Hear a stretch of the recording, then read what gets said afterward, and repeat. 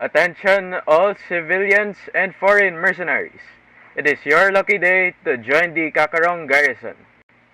To enlist in the Kakarong Garrison, you must be a male or female in the age of 13 and above and must have Discord in order to communicate and enlist in the army.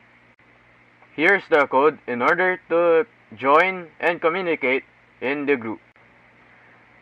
After enlisting, you will have to attend a training in order to get promoted and learn the Spanish Manual of Arms 1881. There's also a schedule for the trainings hosted by your cabos and sarentos. So please be patient and wait for a training.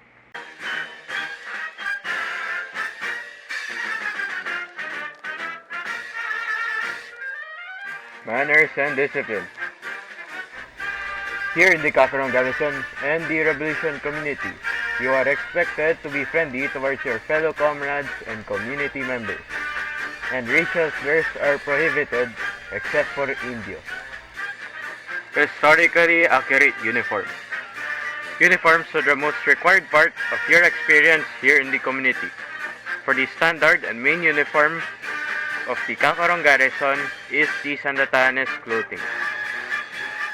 In certain occasions, you are told to wear the Bon Bulacan uniform when depicting the Philippine-American War. Now that is the end of the recruitment video. My name is Sarento Maxid_25, the founder of Kangkong Times. And I will see you in the battlefield.